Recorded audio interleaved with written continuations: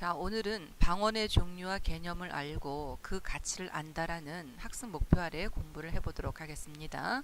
우리 지난 시간에 어휘의 체계에는 우리말 고유어, 한자어, 외래어 이렇게 세 개로 나눠진다는 것을 우리가 공부를 했죠. 오늘은 방언에 대해서 공부를 해보도록 하겠습니다. 자, 방언이라고 하는 거는 한 언어가 지역이라는 건 뭘까요? 서울 지역, 춘천 지역 하는 그런 지역과 사회적인 원인, 뭐 어떤 집단, 뭐 의사 집단이냐 아니면은 청소년 집단이냐 노년층이냐 그런 원인에 따라 달라지는 말을 방언이라고 합니다. 자, 그러면 여기서 보면은 어휘의 양상에서 보면은 지역 방언하고 사회 방언 이렇게 나눌 수가 있죠.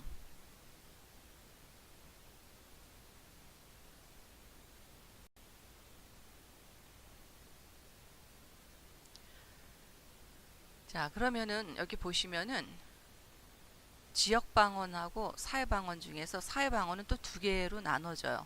전문 분야에서 쓰는 어휘하고 세대에 따른 어휘 이렇게 두 가지로 나눠지고 있습니다. 자, 그 중에 지역 방언 먼저 공부를 해보도록 할까요? 지역 방언. 자, 지역 방언은 지역에 따라 달라진 말을 지역 방언이라고 합니다. 우리가 말하는 사투리 있죠. 그것이 바로 지역 방언에 해당되겠습니다. 자, 지역 방언, 즉 사투리는 같은 지역 사람들에게는 친밀감, 같은 지역에 같은 사투리를 쓰는 사람을 만나면 모르는 사람이라도 우리 고향 사람이네 하는 친밀감이라는 것을 느끼게 되죠. 그 다음에 유대감, 우리는 하나다라는 어떤 유대감을 느끼게 되죠. 유대감이라는 것은 서로 밀접하게 연결되어 있는 어떤 공통된 느낌, 밀접하게 연결된다는 공통된 느낌이 있습니다. 예를 들면 속다는 제주도에서는 수고하다라는 말인데 다른 지역에서는 남의 깨나 거짓에 넘어가다. 자, 보세요. 속다가 제주도에서는 수고하다라는 말이에요. 그런데 다른 지역에서는 남의 깨나 거짓에 넘어가다. 그러면은 제주도 사람들이 속았수다라고 이야기하면 서울 사람들이 아니 내가 뭘 속았나 이렇게 이야기할 수가 있죠. 그런데 이거는 수고하셨습니다라는 말이에요. 그 다음 공식적인 상황에서는 한 나라에서 공통으로 쓰기로 약속한 표준어를 사용해야 다른 지역 사람들도 말하는 내용을 이해할 수 있다. 즉 지역 방언이라고 해서 다 이런 사투리만 쓰게 된다면 문제가 생긴다는 얘기죠. 그래서 공식적인 상황, 뭐 연설을 한다든지 하는 데에서는 표준어를 사용해야 되겠습니다. 표준어는 이따가 다시 공부해 보겠습니다. 그 다음 사회방언에는 전문 분야에서 쓰는 어휘가 있고요. 세대에 따른 어휘가 있는데 자, 전문 분야는 바로 그 전문 분야에서 쓰는 어휘라고 해서 그 분야에 속한 사람들이 이를 효과적으로 수행할 수 있는 어떤 장점이 있어요. 그런데 전문 분야에 속하지 않은 일반인들은 잘 모르는 경우가 많아서 전문가들은 전문가끼리 이야기하지만 그렇지 않은 경우에는 공통된 어휘를 사용하는 것이 좋겠죠. 자, 그럼 일반인들이 잘 모르는 예를 한번 볼까요? 요리 전문 분야의 어휘 줄리엔이라는 단어가 있어요. 이거는 야채를 5mm 길이로 가늘게 길게 써는 것을 이야기합니다. 또 콩가스에는 뭐냐면 재료를 정사각형으로 작게 자르거나 다진 것. 결국은 이 말을 쓸 때는 전문가끼리는 줄리엔으로 해. 그러면 금방 알아듣고 하죠. 그런데 일반인들이 이런 어휘를 쓰면 우왕좌왕하겠죠. 그럼 풀어서 얘기를 해야 되겠죠. 요리 강사가 여러분에게 요리를 가르쳐 줄 때는 줄리엔 하면 못 알아듣죠. 야채를 뭐 5cm 길이로 5cm가 아니라 5mm 길이로 가늘게 길게 썰어주세요. 뭐 이렇게 이야기를 해주면 되겠죠. 그 다음에 세대에 따른 어휘의 특징을 살펴볼까요? 자, 청소년층이 좋아하는 세대는 유행어, 줄임말을 사용해요. 열공, 문상, 깜놀 뭐 이런 언어를 쓰죠.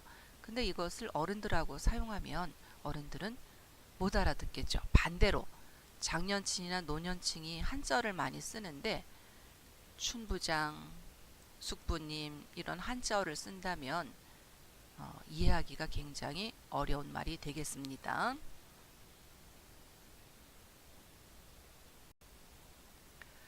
자, 춘부장이 어디다 쓰는 말일까요? 춘부장이니까 뭐 된장, 고추장 그런 게 아니고요. 춘부장은 남의 아버지를 말할 때 이야기하는 것입니다.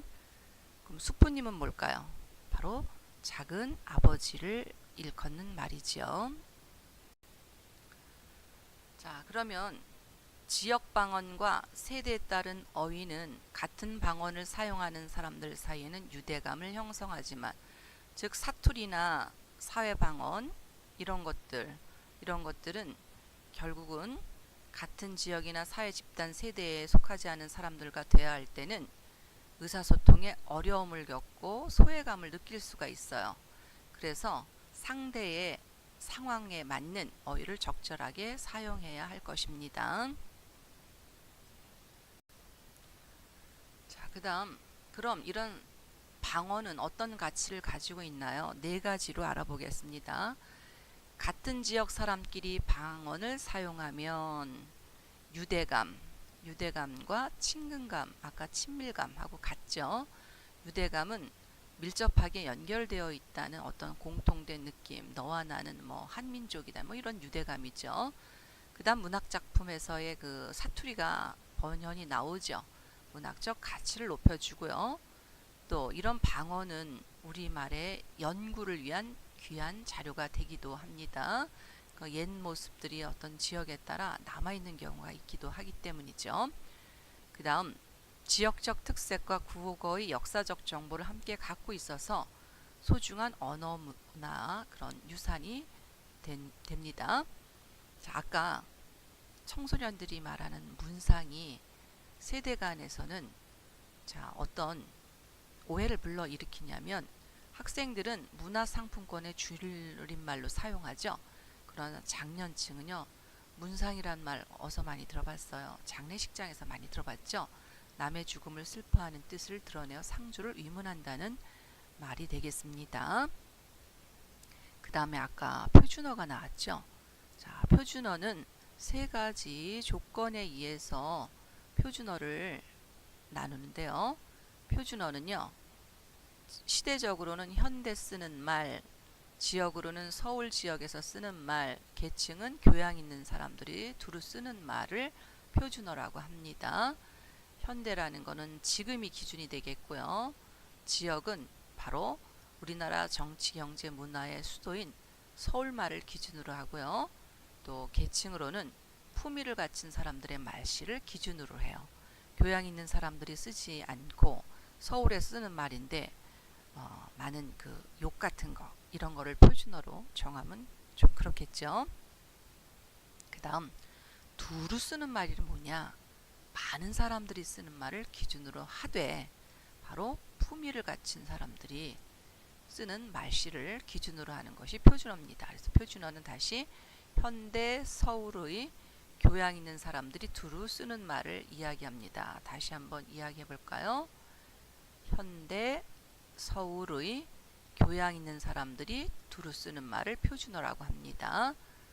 자, 지역 방언과 표준어의 관계를 살펴볼까요? 다양한 지역 방언이 존재하는 것은 너무나 자연스러운 현상이에요. 왜냐하면 표준어라고 하는 것도 어떻게 보면은 여러 방언 중에 하나죠. 그 여러 방언 중에 하나를 갖다 다수의 사람들이 두루 쓰고 또 서울의 지역 사람들이 쓰기 때문에 표준어로 정해서 공식적인 언어로 사용하는 것 뿐입니다. 그래서 표준어도 공통어로서의 자격을 부여받는 것입니다. 그래서 방언이 표준어보다 열등한 것이 아니고 그렇다고 해서 표준어가 또 방언보다 우수한 것이라고 볼 수는 없습니다. 중요한 것은 상황에 맞게 사용하는 것이 중요하다고 할 수 있겠습니다.